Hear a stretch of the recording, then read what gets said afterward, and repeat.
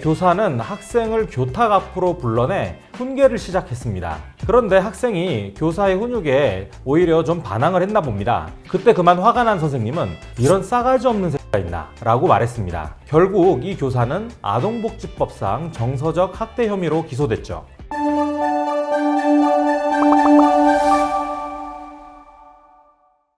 여러분 안녕하세요. 당신 곁에 김신 변호사입니다. 오늘은 정말 주목할 만한 대법원 판결 하나를 살펴보려고 합니다. 바로 지난 7월에 나온 초등학교 교사의 싸가지 없는 이라는 발언에 대한 아동학대 사건입니다. 이 판결이 왜 중요한지, 그리고 우리가 무엇을 배워야 하는지 함께 알아보겠습니다.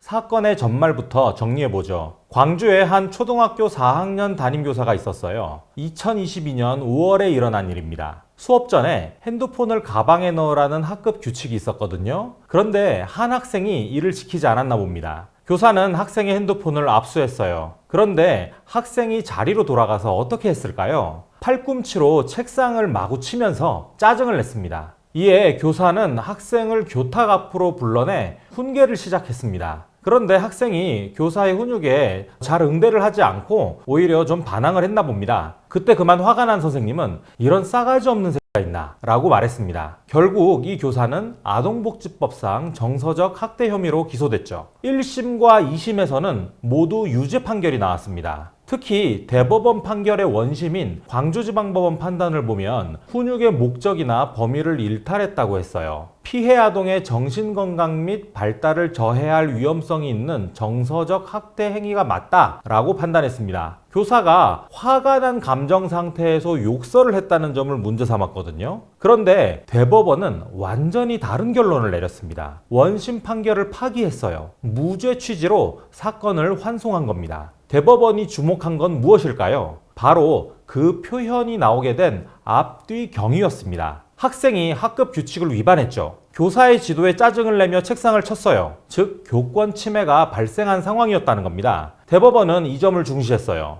여기서 흥미로운 건 싸가지라는 표현 자체입니다. 사실 이런 표현이 모욕죄에 해당하는지는 법원에서 자주 다뤄지는 문제거든요. 실제로 비슷한 사례를 보면 놀라운 공통점이 있어요. 2021년 인천지방법원 사건을 보세요. 경찰서에서 일어난 일입니다. 동료 경찰관들끼리 업무 갈등이 있었어요. 그 과정에서 "너 싸가지 없는 줄 알고 있었는데 나 싸가지가 없네 라고 말한 사건이 있었습니다. 여기서도 무죄가 나왔어요. 법원은 뭐라고 했을까요? 언쟁 중에 감정이 격앙돼서 피해자의 태도 등에 대한 불만이나 화나는 감정을 표출하는 과정에서 우발적, 일시적으로 나온 표현이라 모욕에 해당하지 않는다고 봤습니다. 또 다른 사례도 있어요. 2020년 대법원 판결입니다. 페이스북에 "싸가지 없는 새끼라고 댓글을 단 사건이었어요. 여기서도 무죄로 환송했습니다. 핵심은 그런 표현이 나오게 된 앞뒤 상황을 종합적으로 봐야 한다는 거였어요. 이 모든 판례들의 공통점이 보이시나요? 법원은 단순히 싸가지라는 말 자체만 보는 것이 아닙니다. 그 말이 나오게 된 전체적인 상황과 맥락을 종합적으로 판단해요. 감정이 격해진 상황에서 우발적으로 나온 표현인지를 봅니다. 아니면 의도적으로 상대방을 비하하려고 한 것인지도 구분하죠. 특히 이번 교사 사건에서 대법원이 강조한 것은 교권이 침해되는 상황이었다는 것입니다. 학생이 학급 규칙을 어겼어요. 교사의 지도에 반발하며 수업을 방해한 상황이었습니다. 그러한 상황에서 나온 표현이라는 거예요. 이는 일반적인 모욕죄 사건에서도 적용되는 원리와 똑같습니다. 상대방이 먼저 문제가 되는 행동을 했죠. 그에 대한 반응으로 나온 표현이라면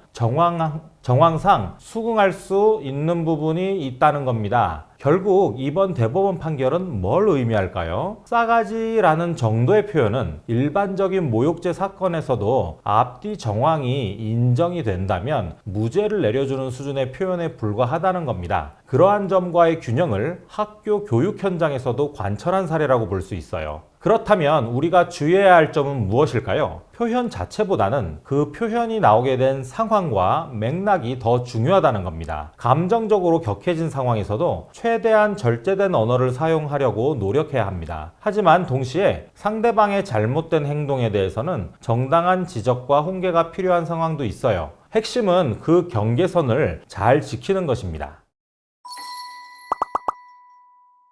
오늘 영상은 여기까지입니다. 영상이 도움되셨다면 구독과 좋아요 부탁드립니다. 저는 다음 영상으로 다시 찾아오겠습니다. 감사합니다.